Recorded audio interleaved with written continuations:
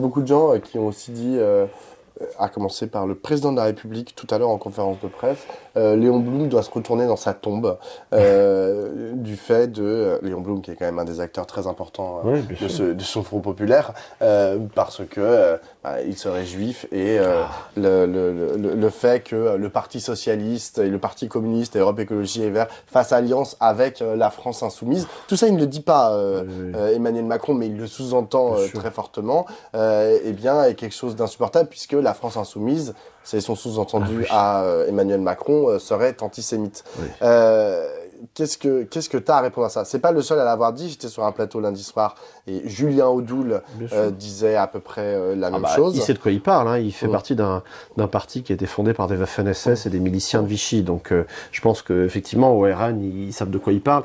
Bon, ça ne trompe personne. Je pense que la sollicitude que l'extrême droite développe à l'égard des Juifs de France va pas durer longtemps, hein. Mm. Je pense que les Juifs de France qui y croient sérieusement devraient quand même se méfier. Mais je trouve ça très touchant aussi, cette sollicitude actuelle à l'égard de Léon Blum, de la part de gens qui, je pense, lui auraient craché dessus dans les années 30. Hein. Macron y compris. Hein, c'est-à-dire tous des gens qui sont des conservateurs, qui font partie du bloc bourgeois, qui sont fascisants, voire fascistes, dans les années 30, évidemment conspuaient Léon Blum sur le fondement de sa judéité, sur le fondement du fait qu'il était socialiste, c'est-à-dire marxiste et donc quasi bolchevique. Il faut voir un peu la panique qu'a suscité l'annonce de la création du Front populaire en 1936 dans la presse de droite. On promettait la fin du monde, le cataclysme, les soviets à Paris, etc.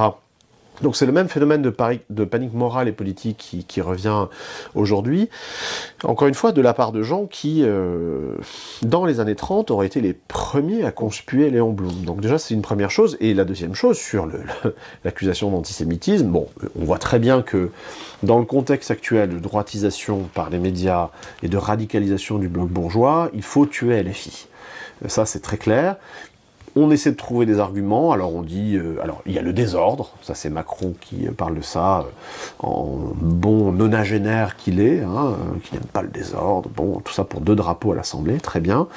Et il y a l'antisémitisme qui est, dans le champ actuel politico-médiatique, ce qu'il y a de plus infamant, et à juste titre. Sauf que, moi j'ai réécouté ce que dit Jean-Luc Mélenchon, par exemple, puisque c'est lui qui est visé le plus souvent à propos des Juifs, et je l'ai entendu dire, réentendu dire, à chaque fois qu'un Juif de France se trouvera attaqué ou agressé, il me trouvera et il nous trouvera à ses côtés. C'est pas vraiment des paroles d'un antisémite. Si on veut trouver l'antisémitisme, qu'on aille du côté des gros bras, des troupes, des arrières-cuisines, du RN, et là on le trouvera. Quand on est, comment dire, un pilier de la gauche internationaliste et universaliste, la notion même d'antisémitisme n'a aucun sens. C'est même une révulsion physique, de fait, en raison de l'histoire. Donc ça n'a aucun sens, et ça n'a comment dire, qu'une vertu diffamante et infamante pour tuer un mouvement qui dérange, très clairement.